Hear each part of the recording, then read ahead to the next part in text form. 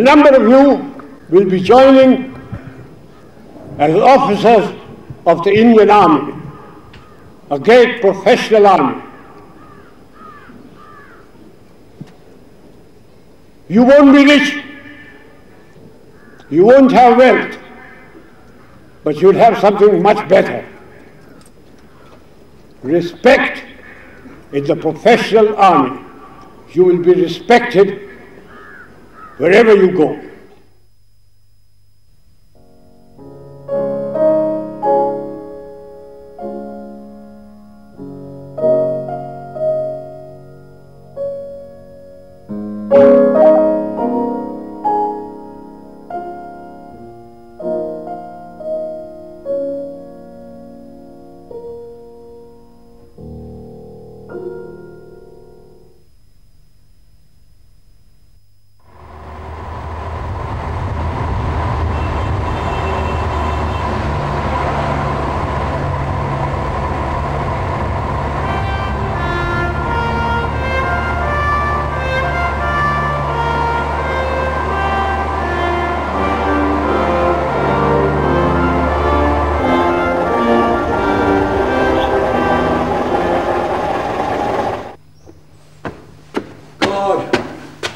Hi Sam. Hello son, how are you?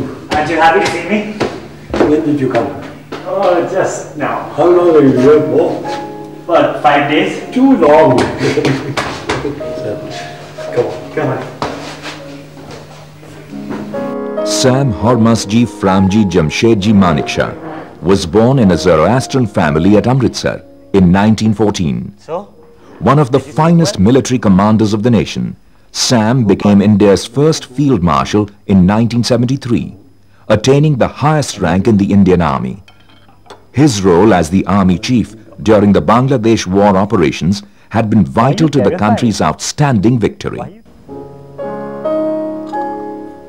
Today, the Field Marshal lives alone in the Nilgiri Hills in South India. He travels back in time over his rich and unique life with his grandson Jahan, making the past come alive.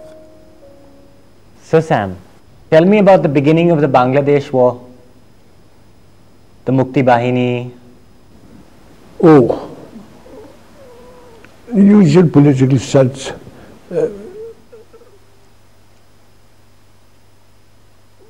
Pakistan had really cracked down in a big way. The poor old Bengalis, what could they do against the Pathans and Punjabi Muslims and the army? So they started pouring in into India. A humanitarian crisis, a war, and the birth of a nation, Bangladesh. In April 1971, millions of refugees from East Pakistan began pouring into India when Pakistan's military ruler, General Yahya Khan, cracked down on the Bengali population. He was hoping to suppress their demand for autonomy.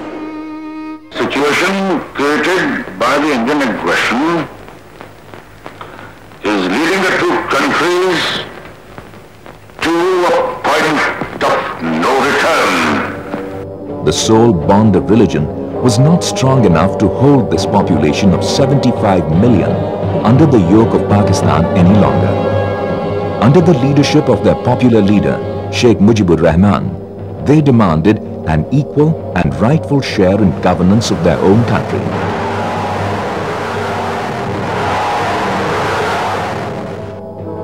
Prime Minister Indira Gandhi was greatly disturbed by this influx of almost 10 million refugees whom India was in no position to accommodate. She felt the solution lay in going to war with Pakistan and summoned General Manekshaw, Chief of Army Staff since 1969. And Mrs. Gandhi, in an awful temper, looked at me and read out messages from the Chief Minister of West Bengal that thousands of refugees have poured in, from the Chief Minister of Assam, the Chief Minister of Tripura. And she looked at me and said, "What are you doing about it?" "Nothing. What's it got to do with me?" He said, I want you to do something. I said, what do you want me to do? He said, I want you to march into East Pakistan. I said, that means war. So she said, I don't mind if it's war. So I said, oh, have you read the Bible? God said, let there be light, and there was light. And you say, let there be war, and there was war. Are you ready? I certainly am not. Then I said, this was about 23rd of April. I said, you know, the Himalayan passes are opening, and if the Chinese give us an ultimatum, and I said, the monsoon will be breaking in a few days' time, and when it rains in that part of the world, it pours. Rivers become like oceans. If you stand on one bank, you can't see the other. My movement will be confined to roads. Because of climatic conditions, the Air Force will not be able to support me. And if I were to go in, I guarantee you 100% defeat. I said to Mrs. Gandhi, will you now give me your orders? And she, all right, cabinet would meet again at 4 o'clock. So everybody started walking out, I being the junior one. Smile on my face as I was going out. She said, Chief, stay behind. I said, Prime Minister, before you open your mouth, shall I send in my resignation on grounds of health, mental or physical? And she said, oh, sit down, Sam, tell me. Everything you told me is the truth. I said, yes, everything I've told you is the truth. I said, it's my job to fight to win, not to lose. And she smiled at me, she said, all right, Sam, you let me know when you're ready. By December, the tension between India and Pakistan was at its height. Bangladesh's freedom fighters, the Mukti Bahini, were bravely resisting the Pakistani onslaught.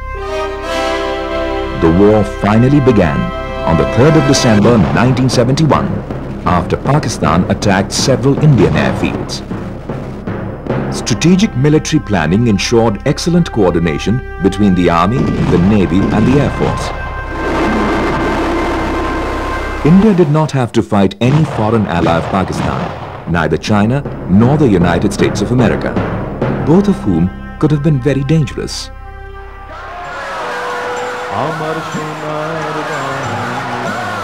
The war, which lasted 13 days, ended on the 16th of December with the surrender by Lieutenant General A.K. Niazi to General Officer Commanding-in-Chief, Eastern Command, Lieutenant General Jagjit Singh Arora. India had captured nearly 5,000 square miles of Pakistani territory and 93,000 Pakistani troops had surrendered. Bangladesh became the first nation to be born after the Second World War. Indira Gandhi's rule as Prime Minister had reached its peak. 62, the morale had gone right down to the ankle. 65 restored it, but very partially. Not until this brilliant victory was that morale fully restored. Here was a complete victory. The whole world looked on India now as a great regional power. Before, we were not considered to be so powerful. But after the Bangladesh war, we emerged as a major power in the whole of this area. This was perhaps an ideal time to once and for all put an end to the Kashmir dispute. Unfortunately, the post-71 war talks at Simla between the two countries could not achieve this, and the state continues to be an issue of controversy. So what went wrong at Shimla? She went there and Bhutto made a complete of her. See, I know I've just taken over from Yahya Khan. If I yield anything just now, they'll throw me out. Give me a chance. In 6 months' time, I promise you, we'll settle everything peacefully. She came back and she told me, I said, he's made a monkey out of you. Meanwhile, Sam ensured humane and comfortable treatment of the 93,000 prisoners of war for as long as they were in Indian custody. He also ensured special care for women prisoners of war. Both he and his wife Sillu worked hard to ensure the rights and welfare of war widows. while these Pakistani prisoners of war lived in Pakka barracks belonging to the Indian Armed Forces in properly constructed buildings and in strong shelters. Our troops were staying in tents throughout that year and a half that the Pakistani troops were here.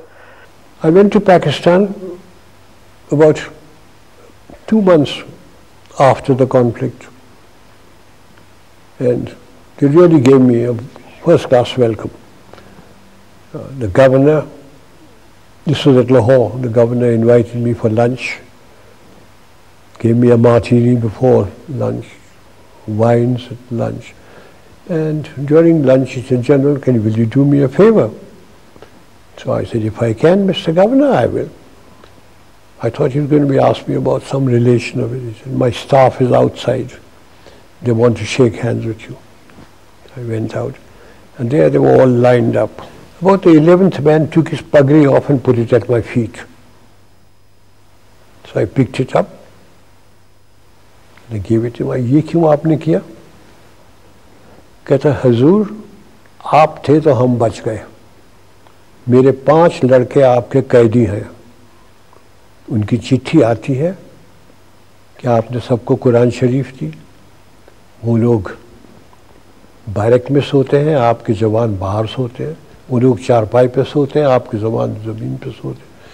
आप जब जाते हैं हाथ मिलाते हैं सबके साथ, लंगर में जाकर खाना टेस्ट करते हैं." And he turned around, the governor was with me.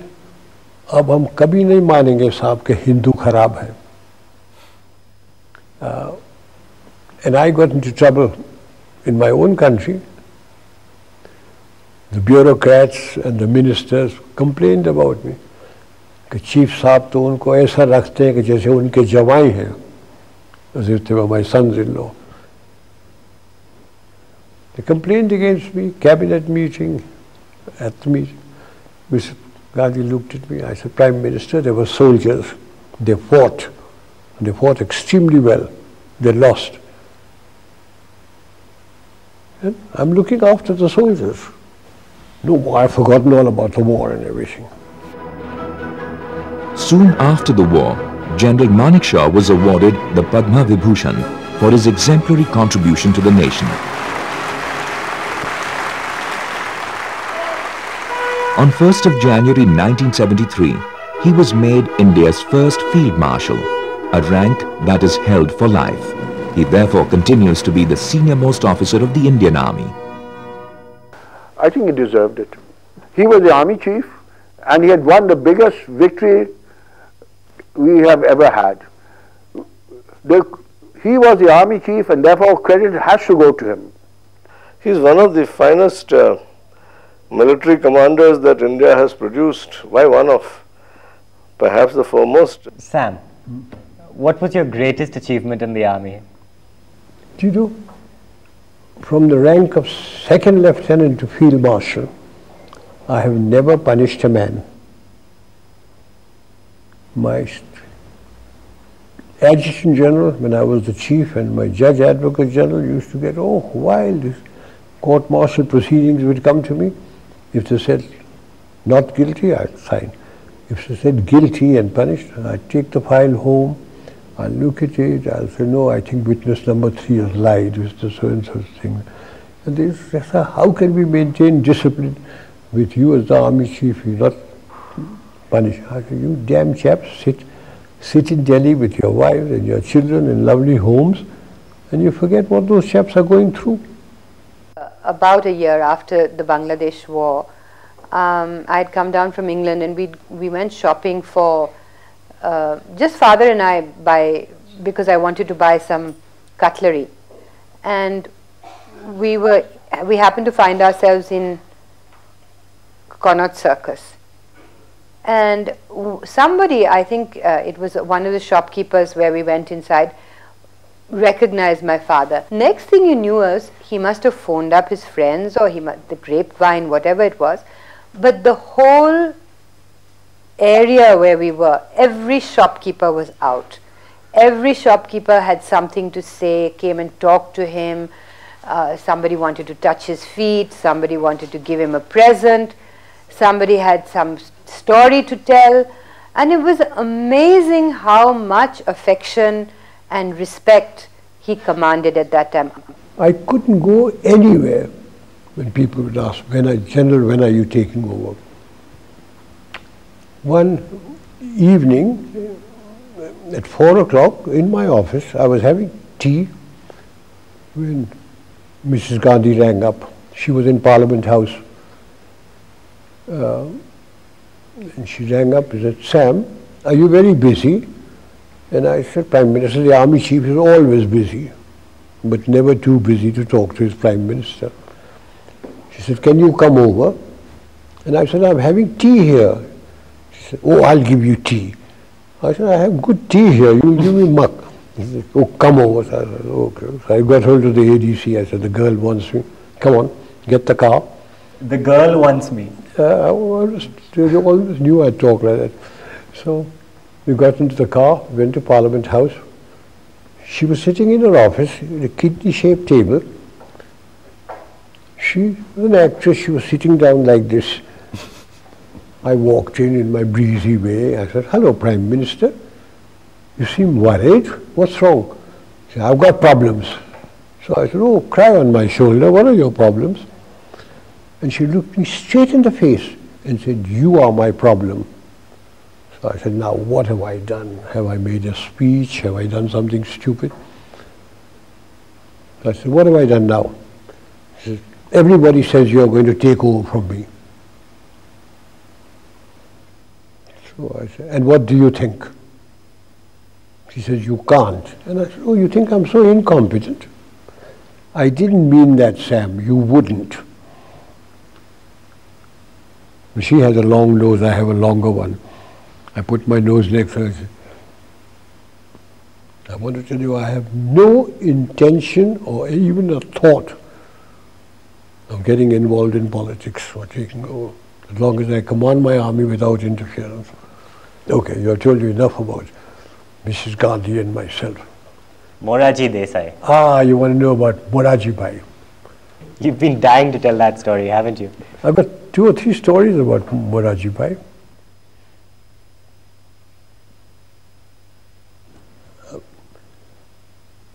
When I became Army Chief, Morarji Bhai was the Finance Minister in Mrs. Indira Gandhi's cabinet. Then he became Prime Minister. Mrs. Gandhi lost the election, he became Prime Minister. One day he said, I believe you drink? So I said, yes, I have. You mustn't drink. Very bad for you.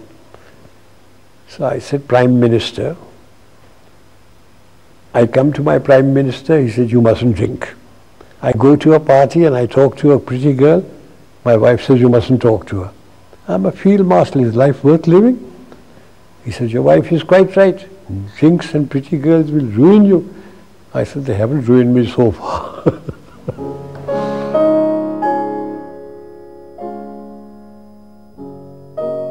Sam, what are you reading?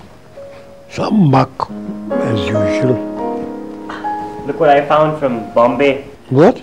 I found this in Bombay at Serubai's house. What? What's this you found? It's a photo of your entire family in Amritsar. Good God. I even recognize myself. How old were you then? Where did you find it? Serubai has it. Has a whole bunch of them with her. So? So what, I recognize myself there. A good-looking chap. I know. I wanted to know a little bit more about your childhood in Amritsar. My father was a doctor. His ancestral home was Balsar. He became a doctor in Bombay at a very young age. Then he met my mother and he got married, but he couldn't earn a living in Bombay. So they said, Dr. Manekshaw, go to the Punjab. Now this is 1899 or 1900. Those people in Bombay didn't know where Punjab was. The 5th of 6 children, Sam was born into a Parsi family in 1914 in Amritsar. His father was one of the few practicing physicians in the city at the time and remained in Amritsar till partition. Were you a very religious family? Well, taught our prayers and we said our prayers. In fact, I say the same prayers now that I used to when my mother taught me when I was a little chap. Every night. Every night. In bed before going to sleep. We had a wonderful childhood. There were 5 of us because my eldest brother Fali was in Bombay and my father sent us all off to boarding schools. My elder brother John went to Sherwood, I went to Sherwood, Jimmy went to Sherwood. My 2 sisters, Silla and Seru, they were sent to the convent in Murray. And we went for 9 months. We'd come back in December. You know, Sherwood has produced 2 excellent people. One Field Marshal and one Amitabh Bachchan. That's right. But Amitabh came much after me. Sam, tell me about your first girlfriend. Oh, first girlfriend, God. That was in Sherwood. We had a girls' school, All Saints there. I mustn't give you her name either. We used to go at night. And they'd come out from the dormitory through the lavatory, etc. And we'd all meet there.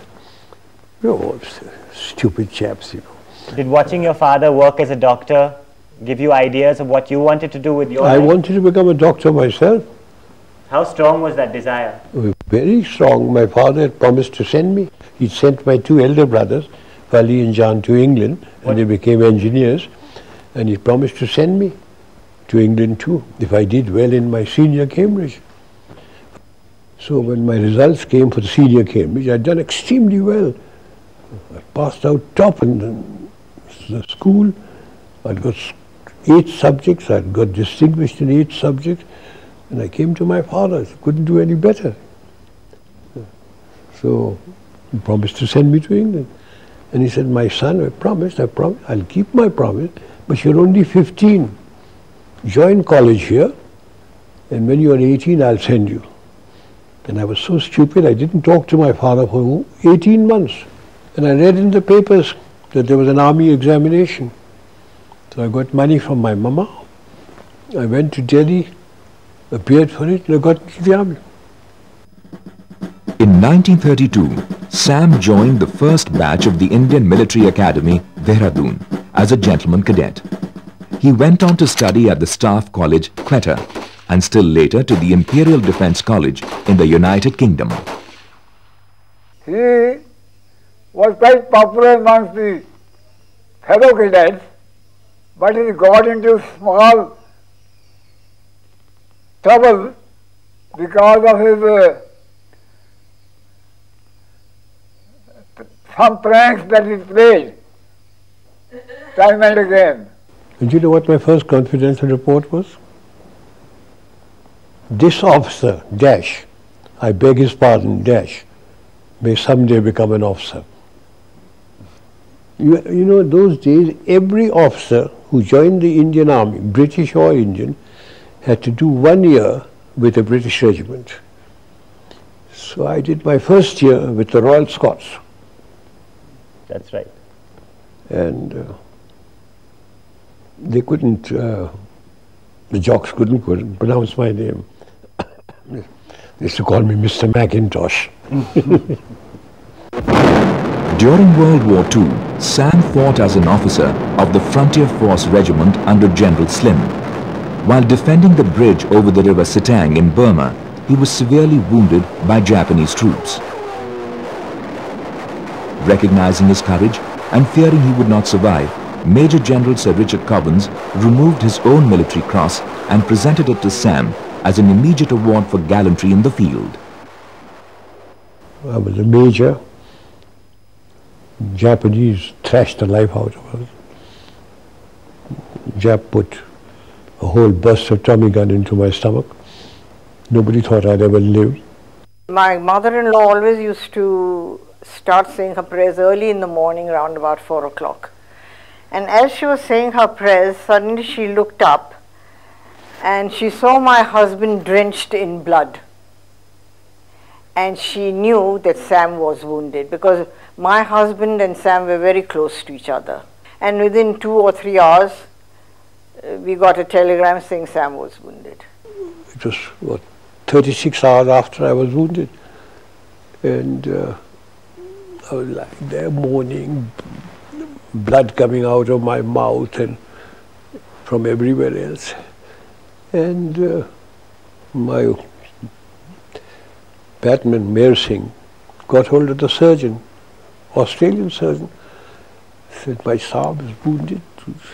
So he said, when was he wounded? He said, yesterday. Where was he wounded? In the stomach. He said, oh, can't waste my time over him, because, you know, abdominal injuries, unless you deal with them straight away. But Mayor Singh said, no, my Saab is still there. So he brought him to me. The fellow looked at me, he said, what happened to you, young chap? By that time I had regained consciousness. I said, a bloody mule kicked me. So he said, oh, you got a sense of humor. Worth saving. So they operated on me in the hospital.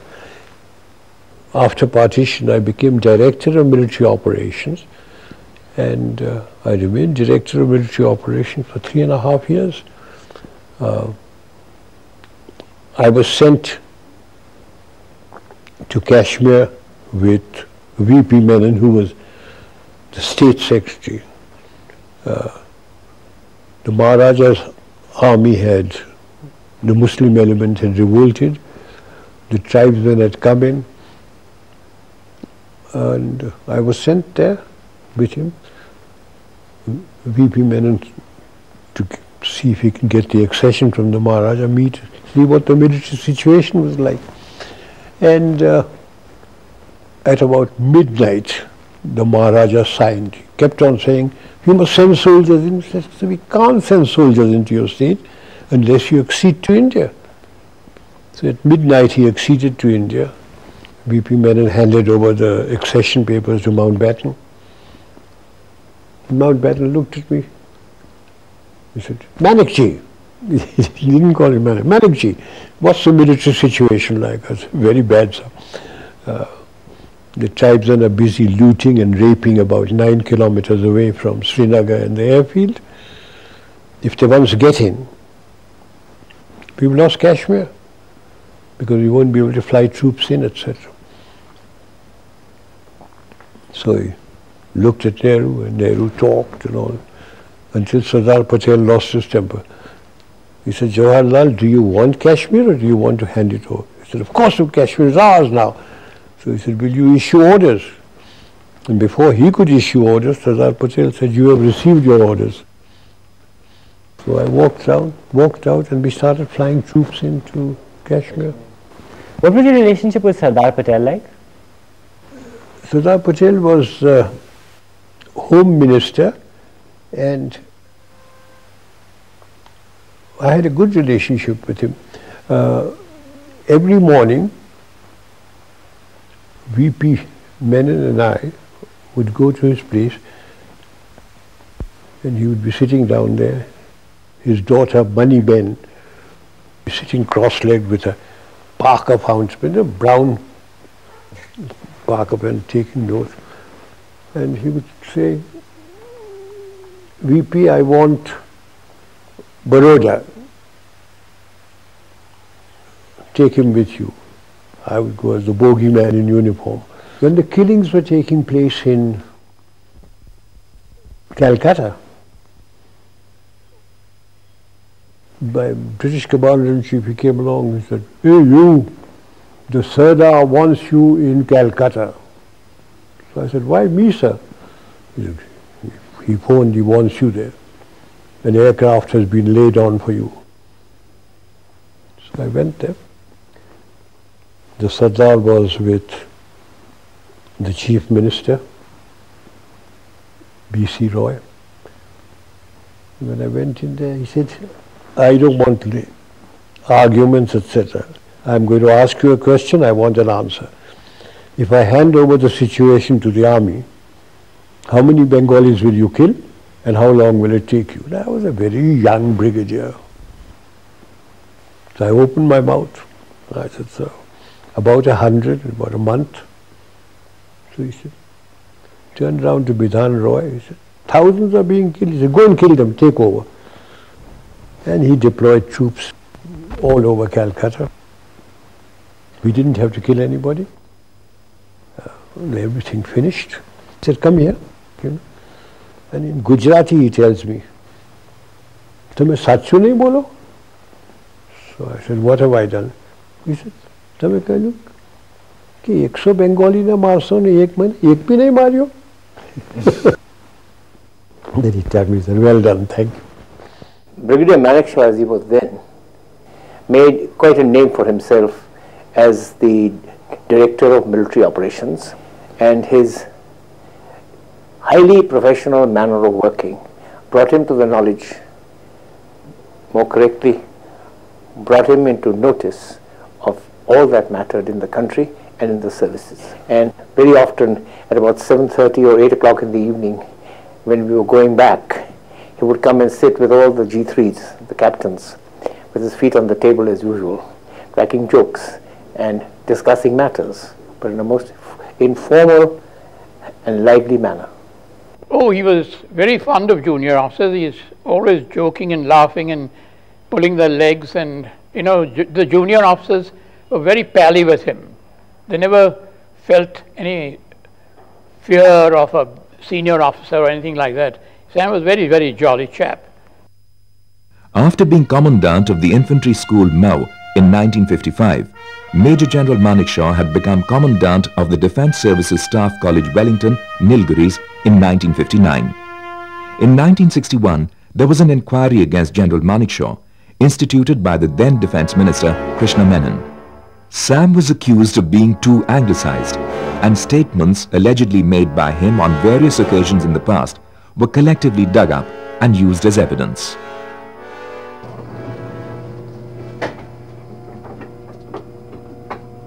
I was posted to the Staff College. As Commandant? As Commandant.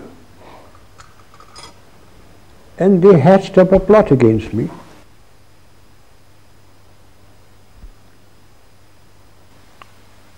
They had inquiries against me.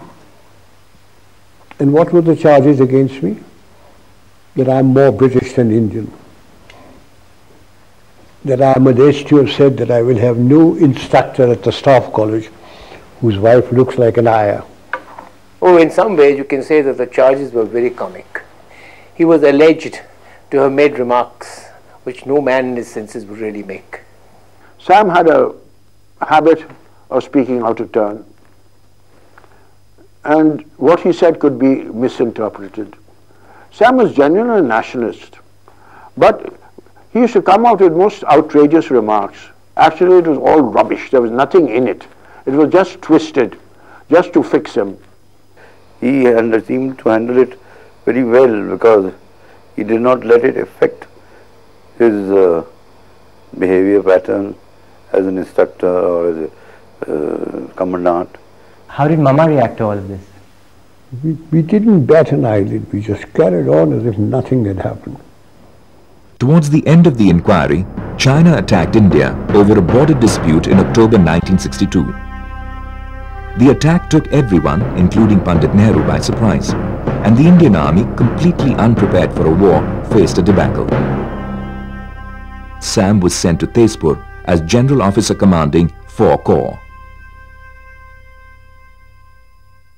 Then the Chinese came into Nifa, and General Kaul was sacked and Krishna Menon was removed, and Nehru sent for me. He said, I've got a vigorous enemy, will you go and take over? And I said, I've been waiting 18 months for this, Prime Minister. And he said, oh, that was all a mistake. That was all a mistake. Will you go? I said, yes, I'll go. So I took over the thing. And so I always say that the Chinese came to my rescue. If the Chinese hadn't come in, and if Krishna Menon and Kaul hadn't been sacked, I don't know what they would have done with me. I said, I don't want to know what happened in the past. All I want to know is who are my commanders, Where are the Chinese? How much ammunition have I got? How much oil, petroleum and food have I got? And just leave the map to be here.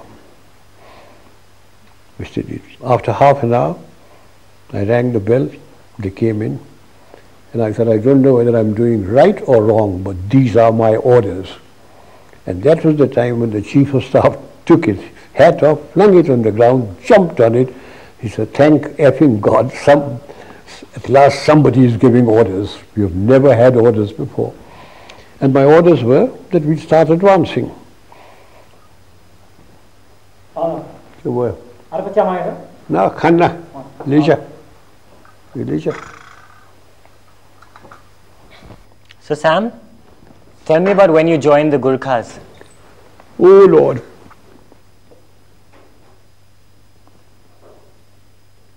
In the Indian Army, there were 10 regiments of Gurkhas. So when India got independence, like the Pakistan, people went to Pakistan, certain regiments went to Her Majesty's Gurkhas and certain regiments remained in India.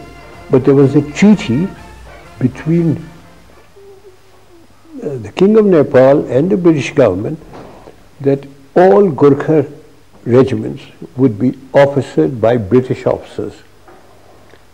So when the British officers left, there had to be some Indian officers. So I was the first Indian to be posted to a Gurkha regiment. I, having been with the Frontier Force Regiment, now became a Gurkha. What year was this? 1947. 1947. And I met a Gurkha sentry. I looked at him and I said, asked him, "Tera naam kya hai?" And he said, "Har ka Bahadur Guru." Then I looked at him, "Mera naam kya hai?" And he thought and thought and he said, "Sam Bahadur." I became Sam Bahadur. Sam Bahadur's bond with the Gurkhas continues even today. His Gurkha orderlies and their families settled with Sam and Silu in Kunur, where they continue to serve him faithfully.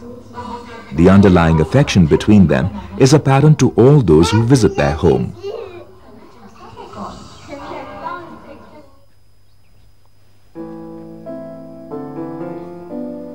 Hey Sam. After retiring as Army Chief, the Field Marshal created a new life for himself in the boardrooms of the corporate world. He was invited to join the boards of several top companies of the country and continues to actively help and advise them regularly. His ability to motivate people from all walks of life is perhaps one of his greatest assets. I'm going on the 29th of this month to Madras. From Madras I catch a flight to Calcutta. I have an annual general meeting of East India Hotels on the 30th. I come to Bombay on the 31st. How many companies are you on the board of now? You're not allowed to be on the board of more than 14, and I'm on the boards of 14 companies. And you're not allowed to be chairman of more than 10 companies, but I'm the chairman of 6. Do you want to get up to 10? No, I want to get out of some of them. Are there any companies that you particularly remember that you had a lot of problems with? Companies that maybe you had a hand in helping turn around or become profitable or become more efficient? I don't think so. In fact, I think quite a lot of them became less efficient. Well, he retired, and I suppose he had a lot of common sense, and his name was good, so a lot of boards requested him to come on their board. Oh, he creates a very good atmosphere because the staff all like him and they look up to him. So he was very popular with the shareholders also. Board meetings were always a great pleasure with him chairing them, and I found him very incisive, very knowledgeable, and he'd obviously taken a lot of trouble to read up on the subjects that he was handling.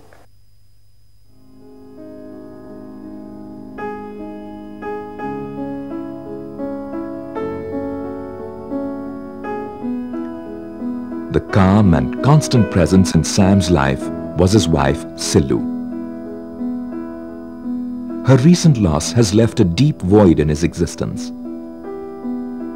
She had always acted as a balancing force in Sam's hectic life.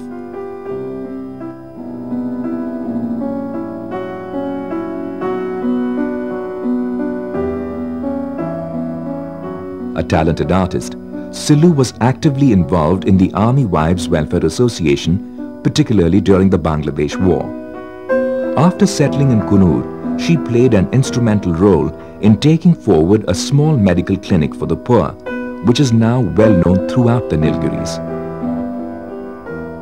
She donated the proceeds from the sale of her paintings for the clinic as well. Silu was really a very fine person. She was I can't explain it, but she was loved by all. No one had a bad word about her. She took part in social work. She had no chip on her shoulder, and she understood people. She understood people much better than her husband. Oh, she was a very supportive wife. I mean, she was always there by his side and always added to Sam's charms, because the two of them went together everywhere and they were almost inseparable. He was head of a very happy family, and I think that went a long way in molding the mental makeup of this man. He was happy at home, so he was efficient and happy in his work. So Sam, tell me, having been in born in Amritsar, having lived all over India, why did you finally choose to settle in a place like Kunur? Funny. I used to be the commandant of the staff college, and then after the Chinese, I was sent off to take over that defeated army, and Mama was here and she bought half acres of hillside for the princely sum of 18,500 rupees. Mama built this house? Mama got it built anyway. She designed it. So why don't you tell me why we call this place Stavka? Oh, that's very simple. Stavka, if you read War and Peace, is the headquarters of the highest military commander in the land. And I didn't know what to call it until my daughter Sherry, who is educated, said, "Father, why are you thinking you must call it Stavka?" I said, "Why Stavka?" And she told me. Have you read War and Peace? No. What all do you do in terms of Kunur and its community? Very little. When Silu was living, we'd go out, she'd arrange things, we'd go out. After she died, I keep to myself mostly. But you should go out and socialize some. Nobody likes mixing with a field marshal. Oh, come on. Tell me more about Silu. What did she do in the army as an army wife? Oh, she did a lot. She did all the army wives welfare funds and all that sort of thing. She's very good that way. She did a lot of philanthropic work here also? Yes, she started that clinic, and she did that. She's very good about all those things. Anyway, why do you keep on asking me about my wife? Because, okay, one final question. What? Then I'll leave you to it. Yeah. Actually two final questions. Two now, go on. Yes. One. What? Looking at your life as a military general, having all that power at your command, are you happy with the way things went? Was there anything you would have liked to have done differently in your entire career as a general, as a soldier? No, I was quite happy. And how about your personal life? I had a very pleasant personal life. I had my two daughters, I had my grandchildren, I had my wife, I had my Gurkhas. Quite happy. Do you like your grandchildren? Some of them. Come. Now where are you taking? We're just going to the edge of the balcony.